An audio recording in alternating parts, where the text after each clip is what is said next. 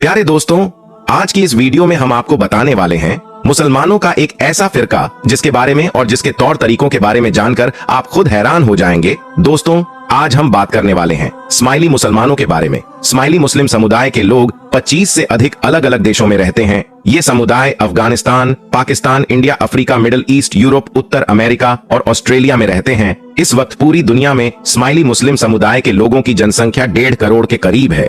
Smiley मुस्लिम समुदाय के लोग मुसलमानों के दूसरे फिरकों से बिल्कुल अलग है। स्माइली मुसलमानों को अलग अलग नामों से जाना जाता है। इनमें से कुछ नाम ये है: खोजा मुस्लिम, आगाह खानी मुस्लिम और निजारी मुस्लिम भी इन्हें कहा जाता है। स्माइली मुसलमान दुनिया के ताकतवर लोगों में शुमार किए जाते हैं।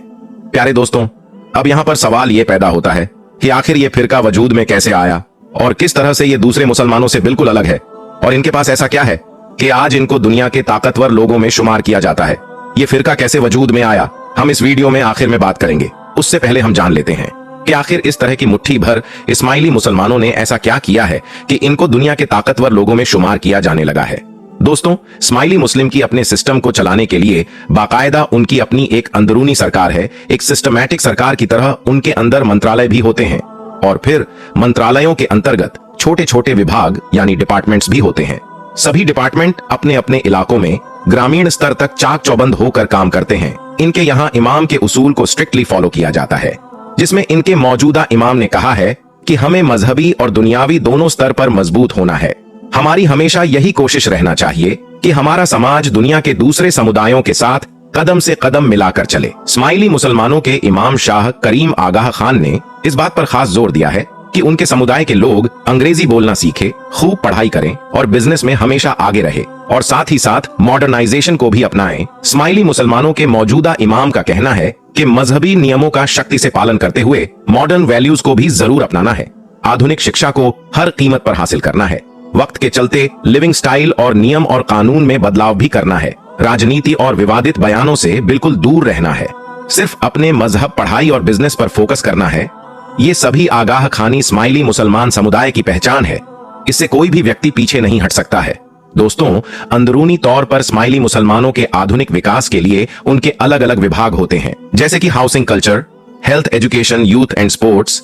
इसे चलाने के लिए बाकायदा काउंसलिंग होती है और इस बात को यकीनी बनाया जाता है कि हर स्माइली मुसलमान के पास अपना घर होना चाहिए। इसके लिए वो कोऑपरेटिव बनाते हैं जिसके तहत वो सभी को घर देते हैं। बिजनेस के लिए भी इनके यहाँ पर एक डिपार्टमेंट है जिसे इकोनॉमिक प्रोग्रेस बोर्ड कहते हैं। सभी स्माइली इसमें रजिस्टर्ड होते हैं, जिसमें सभी को बताया जाता है कि आने वाले 20 सालों में कौन सा बिजनेस फलेगा फूलेगा, किस बिजनेस में पैसा लगाए और कहां ना लगाए, इस बिजनेस को करने के लिए कौन सी पढ़ाई करें, कौन सी ट्रेनिंग कहां से ले। कोई भी बिजनेस शुरू करने और उसे कामयाबी की बुलंदी तक पहुंचाने के लिए भरपूर मदद की जाती है और time to time community development के लिए सेमिनार्स होते रहते हैं। दोस्तों, ध्यान से सुनते रहना। स्माइली मुसलमानों ने अपने सिस्टम को कितना मुस्तहकम और कितना मजबूत बनाकर रखा हुआ है। इनके बच्चे जब 5 साल के हो जाते हैं तो उन्हें मजहबी शिक्षा दिलाने के लिए जमात खानों में भेजना जरूरी होता है। आसान भाषा में आप यूं समझिए कि जिस तरह से इबादत के लिए दूसरे सभी मुसलमानों के यहाँ मस्जिदें होती हैं, तो बिल्कुल उसी तरह से स्माइली मुसलमान जिस जगह इबादत करते हैं उसको जमात खाना कहा जाता है। तो ये अपने बच्चों को उन्हीं जमात खानों में भेजते हैं ताकि वो स्माइली मुसलमानों के सभी तौर तरीकों को सीख ले। इसके लिए नर्सरी, केजी, पहली क्लास, दूसरी क्लास और तीसरी क्लास और इस तरह से 7वीं क्लास तक इनके यहाँ पर पढ़ाई की जाती है। इस्माइलियों के यहाँ फिजूल खर्चे की सख्त मनाही होती है और यही वजह है कि आज भी निकाह लाजमी तौर पर जमात खानों में ही होते हैं। निकाह के बाद कोई भी बड़ा फंक्शन नहीं रखा जाता है, अमीर हो या गरीब हो। निकाह के बाद सभी को एक एक चॉकलेट दी जाती है और किसी भी तरह का कोई भी पार्टी या कोई भी फंक्शन नहीं किया जाता है। स्माइली मुस्लिम कभी अपने विवादों को लेकर अदालत में नहीं जाते हैं। कानूनी मसाइल को सॉल्व करने के लिए भी इनके पास अपना खुद का एक डिपार्टमेंट बना हुआ है। वो अपने विवाद इसी विभाग में सुलझाते हैं। इनके यहाँ तलाक या लेन देन के तमाम मसले सुलझाने के लिए इसी डिपार्टमेंट में जाते हैं।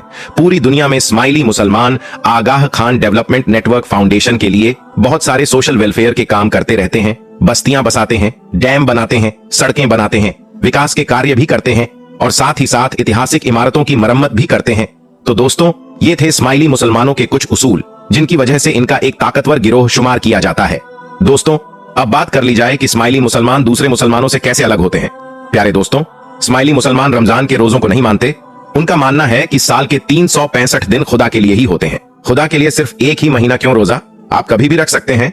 इस फिरके में किसी से मिलने पर आदाब या अस्सलाम वालेकुम नहीं कहा जाता है, बल्कि ये लोग अस्सलाम वालेकुम की जगह या अली मदद कहते हैं और जवाब में वालेकुम अस्सलाम की जगह मौला अली मदद कहा जाता है। स्माइली मुसलमानों के यहाँ इबादत करने के लिए मस्जिदें नहीं होती हैं, बल्कि यहाँ पर जमात खाने होते हैं। इन जमात खानों में स्माइली मुसलमानों के सिवा किसी को जाने की इजाजत नहीं होती है। यही नहीं, जमात खानों में औरतें और मर्द एक साथ ही बैठकर इबादत करते हैं।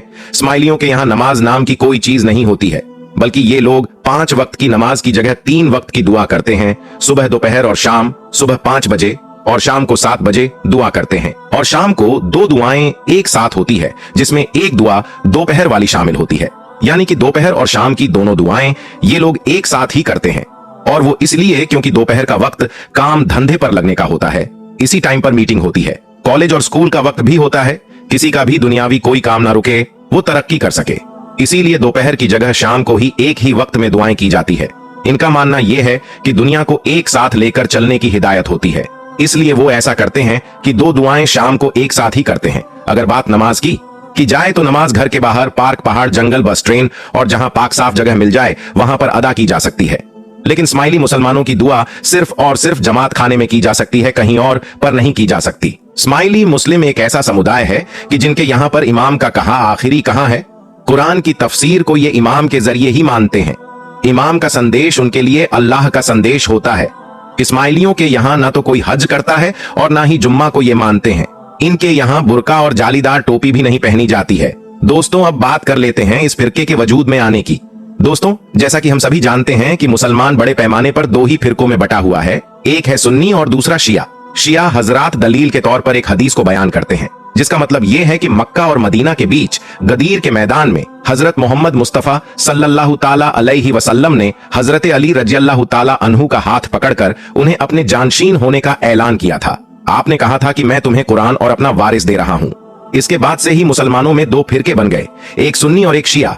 सुन्नियों के मुताबिक हजरत मोहम्मद मुस्तफा सल्लल्लाहु ताला अलैहि वसल्लम के बाद 4 खलीफा हुए, लेकिन शिया समुदाय के लोग खलीफा को नहीं मानते हैं, बल्कि वो इमाम को मानते हैं, और वो पहला इमाम हजरत अली को मानते हैं। शियाओं के मुताबिक हजरत अली को लेकर 12 इमाम है।